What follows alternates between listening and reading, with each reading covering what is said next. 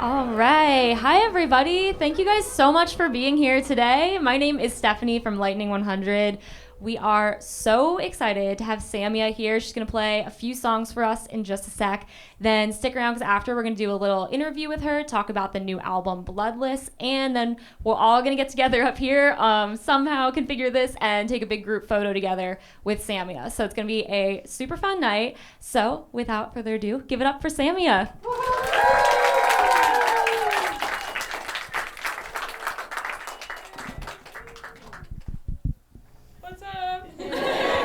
Thanks for coming. This is Daniel. Oh, hey. He's sorry. How are you doing? Good. We're gonna play some songs from an album that I made called Bloodless. And thank you. And this one's called Bovine Excision. Hit it.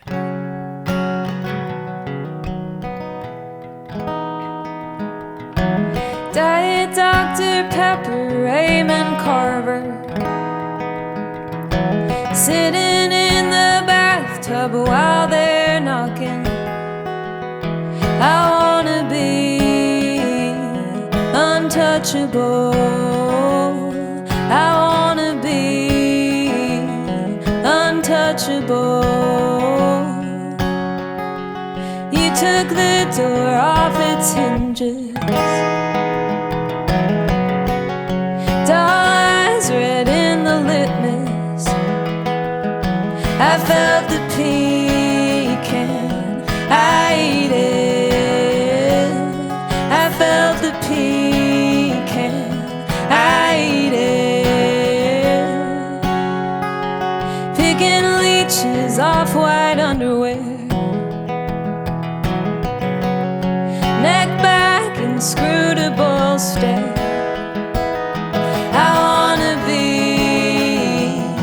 Impossible. I wanna be impossible. Fred flirts with the bartender. We met last year, here, remember? She says I'm old, but I'm not dead.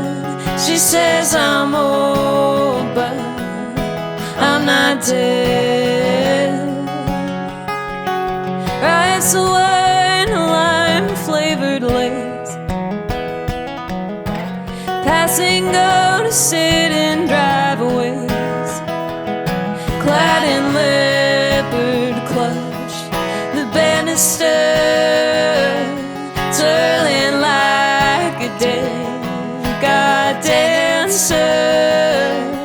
I just wanted to be a friend, cup of tea in your cold hand, and drain bloodless,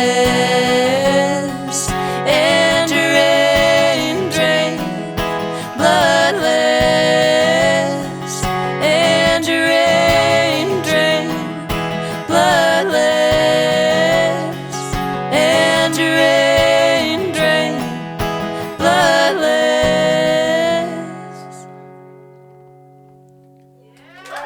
Thank you. Thanks. The song's called Dare.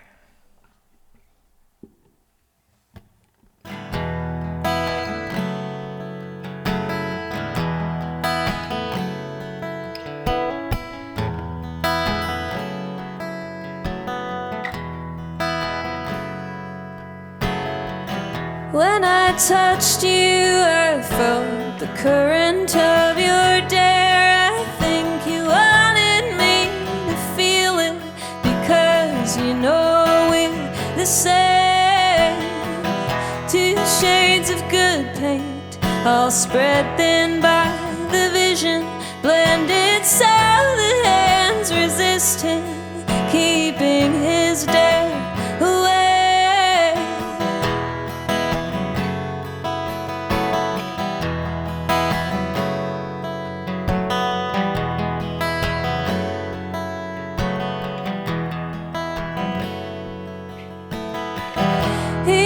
arms adorned in vacancy, and staring blankly, your nails tapping on the dry cell. I'm imagining their weapons, breaking the glass, letting the fates capitulate.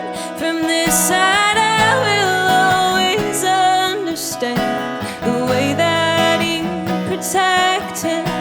I will always understand the way that you protect him. I will always understand the way that you protect him.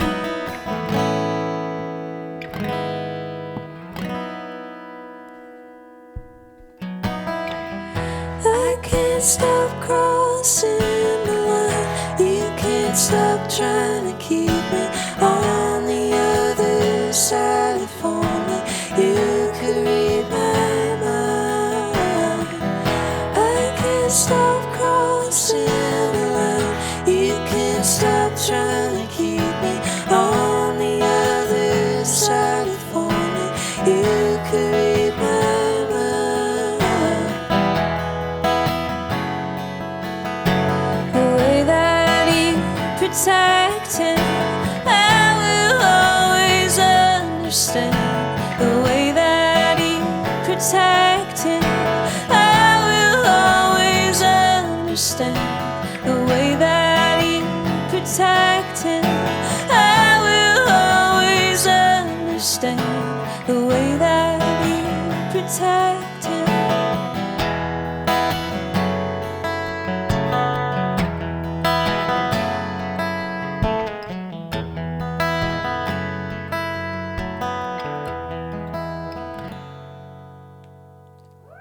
Thank you. Thank you so much. The song is called Hole in a Frame.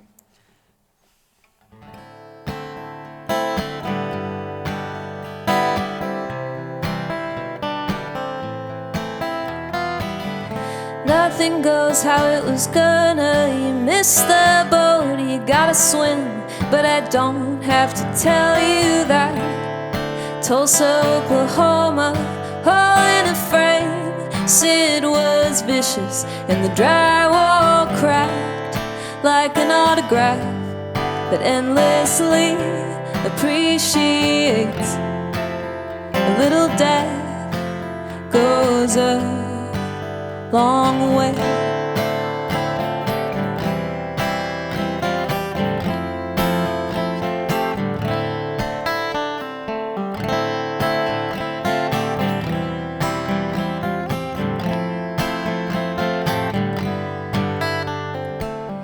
There I am where I should not be. Obviously I bought the ticket and took the ride, pissing in the wind and trying to circumvent your line of vision from stage right, like a photograph of the last time I came. A little death goes a long way.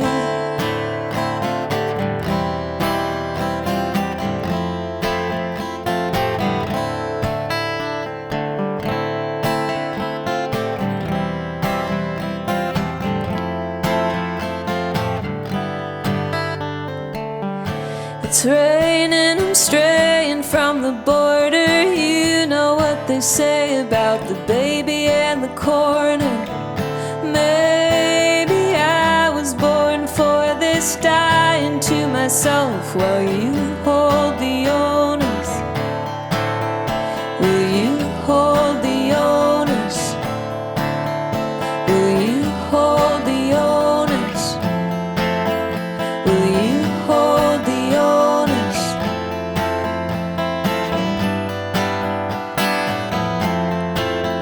A little death goes along. A little death goes along. A little death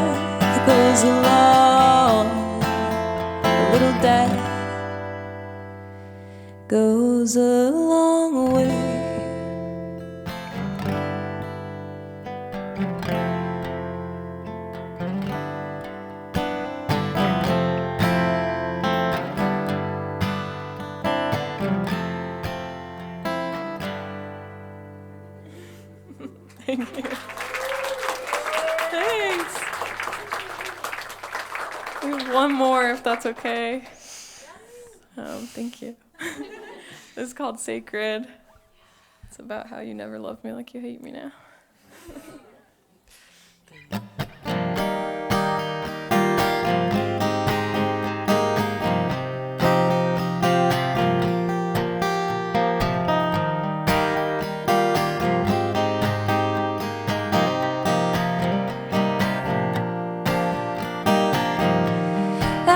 Outside naked, got in the pool and passed out.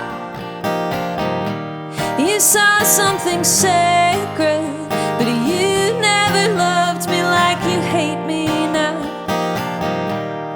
Poetry without the words, the screen door and macro clouds, the sounds of southbound hummingbirds. And so you never loved me like you hate me now.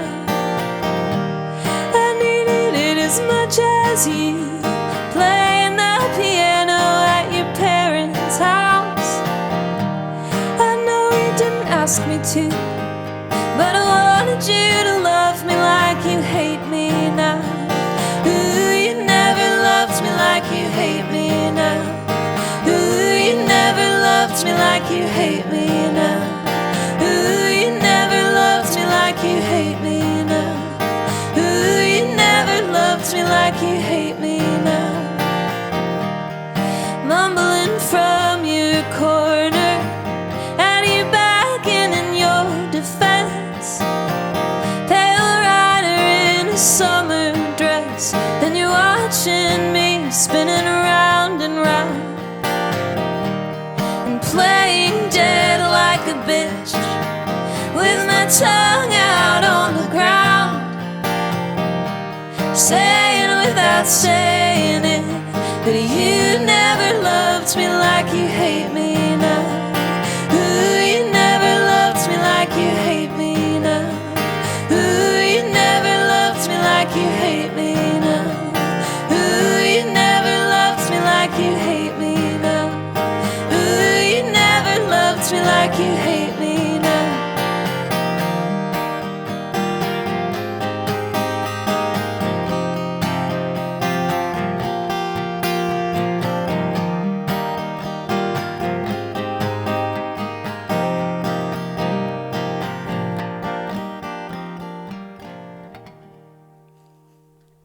Thank you so much.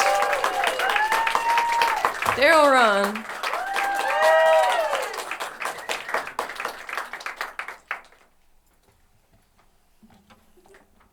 Hey. Okay, I didn't fall out of the chair this time like I did earlier. You're amazing.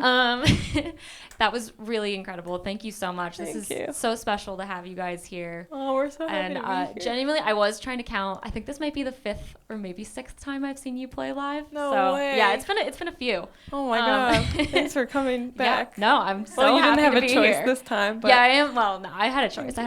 This was a voluntary position. okay, awesome. So I wanted to talk to you, obviously, about the new album Bloodless, which congratulations, by the way, on that. Thank you. Thanks. So I thought we could start kind of thematically, which Bloodless, both the title, the album cover, the music videos, there are a lot of, horror elements here, which is a fun contrast to your beautiful voice. So what kind of drew you to that theme, at least aesthetically, for the album?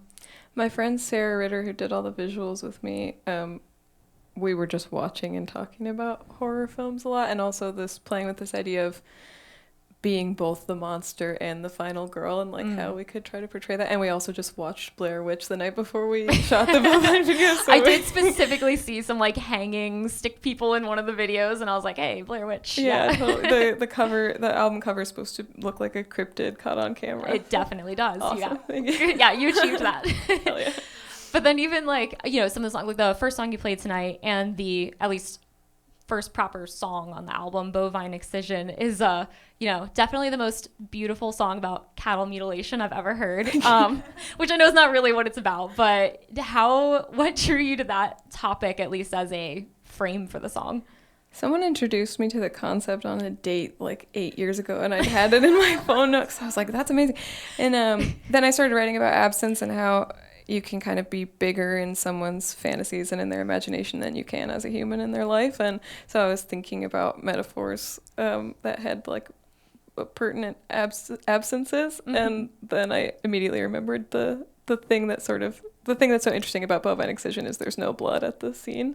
And so you become obsessed with what's not there. Yeah. And I thought that was apt. No, that's fascinating. That's also incredibly bold date talk. It was cool of him to... Yeah. No, it's like you got to know your audience. That's good. I was the target audience. Yeah, you were the right person for that. Yeah. So where did this album start for you? Like, was there a song that you were working on that clicked and you were like, oh, this is it. We're like making an album. It's a good question. Probably Sacred. Yeah. It was the first song that I'd written in a long time that I thought was any good. So that... And then from there, did that like lead you to, because I know there is a lot about I've read other interviews where you talk about this concept of absence. Is that kind of where that started, or did that come a little bit later? Yeah, I think probably actually with that song. And then we sort of moved from the pain of that into like the playfulness of that and how it can be fun and sort of flipping perspectives on it. Yeah. Yeah. So this is your third album after 2023's Honey and 2020's The Baby. I think I got those years right. So how has your approach to writing, performing, artistry, any or all of the above changed over these 3 albums? Oh man. With Honey, I just wanted to have fun. Yeah, that comes across, actually. Oh, cool. Yeah, really Good. well. I mean, some of the songs are extremely not fun. Yes, that also comes across. Maybe the but when I opposite think of about like the Mad at Me and that video, it's all very fun. Yeah. Yeah, and the writing process was fun because I just wanted to let anything come up, and I'll try to honor that. Mm-hmm. But with Bloodless, I was extremely surgical and pulling out all my hairs and driving myself crazy over every word. So I'll probably go back to trying to do something fun again. Yeah, maybe it'll like alternate album to album. Yeah, give myself a break every other time. No, that makes sense. Yeah. So you were based here in Nashville, and then you're now out in Minneapolis. So I guess I just wanted to ask, like, why Minneapolis? Why are they better than us? But I started coming there to work on music with my friends who lived there right around when we were making my first album, and I fell in love with that place. And then I got my best friend to start dating one of my friends there that I was making music with, so now she's engaged to him and she lives there, and so then I had to sort of just move across the street from her, and so it's really just about her. No, I get that, honestly. As someone whose best friend just moved away, I'm like, should I? Right? No, I'm not doing that though. But that's great. And you recorded a lot of this album there too, right? Yeah, between there and North Carolina. Yeah. Oh, that's cool. Yeah, where in North Carolina? In Durham. Oh yeah, I still haven't been there, and I feel like people keep talking about Durham recently. It's so beautiful. Yeah, that's what I've heard. You gotta check it out. So this question is like probably a pretty specific detail, but I really like it. So your song "Craziest Person," which is, I love that song so much. But I think it's really funny because it cuts off just like mid-word in a phrase, and honestly, it serves the song really well. Like it has a great effect on the whole. But like, why did you do that? I thought it was. That was a really awkward Why'd you phrasing. do that? But why'd you do that? I thought it's what the craziest person in the room would do, for one. Oh, that makes sense. And I just like the feeling how abruptly it transitions into Sacred. Yeah, it's a cool transition. I really like it. It was so not my idea too. I keep trying to take ownership and justify it, and it was just like my friend Caleb did it and said, "This is better this way." Yeah, I mean, hey, that's a very solid answer. That also works. But you rolled with it and it worked. Is there a song on this album that you are particularly proud of? Oh, honestly, Hole in a Frame and Dare, I think, were the ones I spent the most time on lyrically. Mm-hmm. And when they were finished, I knew for sure they were done, which is a Yeah. rare feeling for me. So. I always wonder that with writers, really with artists of all sorts. It's like, how do you know when you're done with something? It almost never happens, and when it does, it's so euphoric, and then it doesn't happen for like years. Yeah, you got to hold on to those ones. Totally. Is there, so obviously as a musician, I guess this isn't obvious, but I'm assuming you draw a lot of inspiration from artists you admire over the years and currently. But I also wanted to ask, like, are there other art forms in particular that you draw a lot of inspiration from? I've been trying to watch more movies. Yeah. Do you have any movie recommendations? Like on the spot, Before Sunrise? Oh yeah, great. Classic. Yeah, that's the first thing that popped into my head. Yeah. I mean, I've always loved poetry and music. It's really music. I mean, that's my my big love and the thing that I derive the most inspiration from. So. Have you always known you wanted to be in music? I always knew I wanted to write, and I always liked to sing, so it felt like the perfect. Yeah, there wasn't like, what was the first thing you wanted to be when you grew up? If not that, maybe it is that. Oh. That's such a good question. What was the first thing I went?